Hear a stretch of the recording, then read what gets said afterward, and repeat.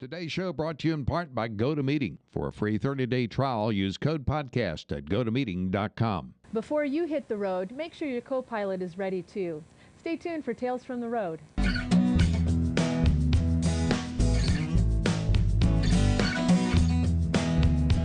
Hey everyone, welcome to Tales from the Road. This is episode 118. I'm Courtney Wallen and joined by Dr. Jill Windy and the sleeping Gunner dog. Sure. Are you so tired? He's had a long day of recording and he is worn out. Worn out. I wish we had a Gunner cam because he just is so sleepy. But, oh, he said, leave me alone. Rough day for a puff. Rough. All right. Well, today we're going to be talking about when we're traveling, taking your pet along for the ride. And some of us may assume that our pets should want to go, right? They should want to come with us and do everything with us, but that's not the case. But not only that, but making sure we have everything to make the trip more enjoyable for them, right? Exactly. Yep. Before you hit the road, make sure that you got everything for the four-legged co-pilot as well. So certainly want to make sure that you have your documentation, so your rabies certificates, health certificates, whatever it is that you'll need where you're headed. You're going to also need their proof of rabies. If they have a microchip, make sure that you have your contact information for that. And any medications that your pet needs. They may need their heartworm or flea preventive dose while you're gone, or if they're on a regular daily medication or insulin or something like that. Make sure you've got all that packed and ready to go for you. And then also make sure that you have a first aid kit. And many of the things that are in a pet first aid kit are going to be in a human first aid kit, and it can be often very helpful for you until you can make it somewhere to get some care. And Gunner was inspecting our first aid kit here a little bit earlier. And, we all, live and die by our smartphones and our navigator tools and that kind of thing. But if you think about it, some of the very best places to RV don't have good reception because they're like purposely you're out in the middle of nowhere. Yeah. So I wouldn't rely totally on smartphones and navigators. Have a plan of attack. Know where emergency help is if you should need it, so that you're not relying on really spotty phone reception and a map that isn't updated or something like that. Absolutely. So know where you're going ahead of time.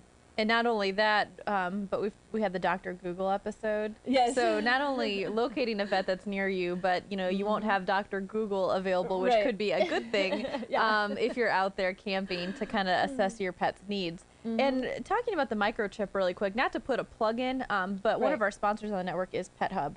And what we've talked about, we actually talked with the CEO, and you can change your location. So if you're camping at a campground for, let's say, a week, you can update your location. So if Gunner went missing, they would know exactly what campground you were at, what lot you were at to bring them back. So if you have a device like that or anything where you can update your specific location and make sure everything's up to date, that's first and foremost the most important. And also to remember that microchips are basically an indestructible, non-removable form of identification. They are not GPS trackers. So you can't go find your dog with a microchip. It's when they're found, they can be scanned and that information is stored in a database, and then they can get back to you.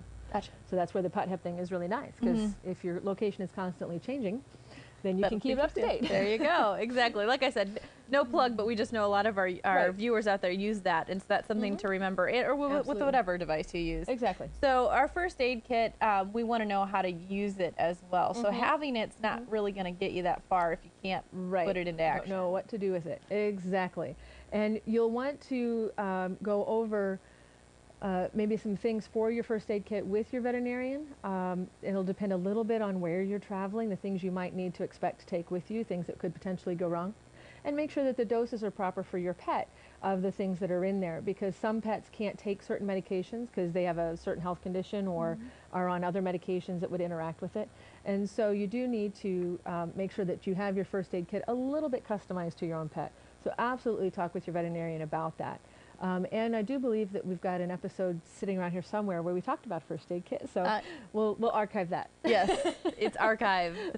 Already been archived, so check that out. Emergency go-tos and contacts. And first and foremost, if you have any concerns at all, before you even hit the road, just talk to your vet. Exactly. You'd be happy to answer. Exactly. Vets will be happy to answer. Yes, yes. You can Facebook me. That's fine. But like I said, I'm a veterinarian. I may not be your veterinarian. So, but yeah, speak with your veterinarian about any questions you might have there, because certainly the risks and potential problems that your pet can face are going to be very different, say in Arizona, than they are in northern Indiana. So you'll want to get that going.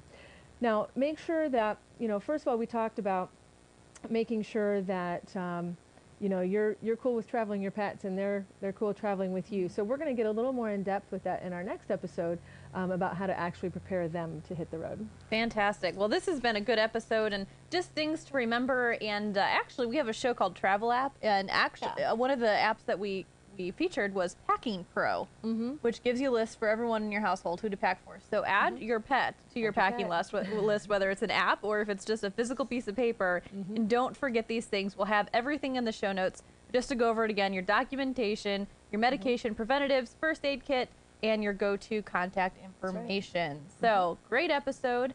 And we'll be back next week, like Jill said, with a little bit more in depth on getting your pet to enjoy what you're doing as you're out and about. So just a reminder that Tales from the Road does have a board at RVNN's Pinterest board. Of course, you can find RVNN on Facebook, Twitter, and Google+. Be sure to follow us in all those great places. And I guess that's it. Right. We'll see you next week, right? Please, though, do get on those places, because I want to know what you guys want to hear and talk about. Absolutely. So if you've got questions or topic ideas or anything, shoot them at us. And you can always email Dr. Jill at tales@rvnn.tv. Very simple. We'll see you next week, everyone.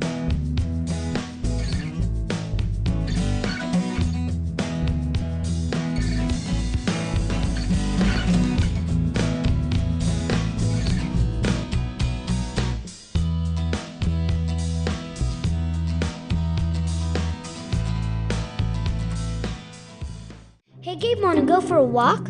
Gabe?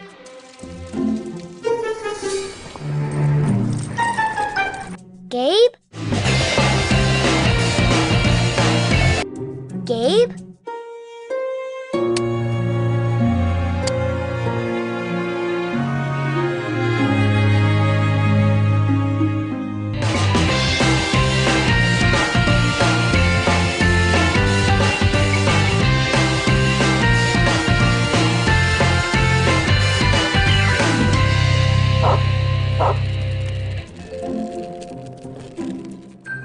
Hey, buddy, you lost? Hold on. If your pet is the adventuresome type, be sure he's connected to PetHub. A quick scan using any smartphone shares your pet's vital information, so that even his wildest escapades have a happy ending. PetHub, reuniting pets with their families. Come on, Gabe, let's go home.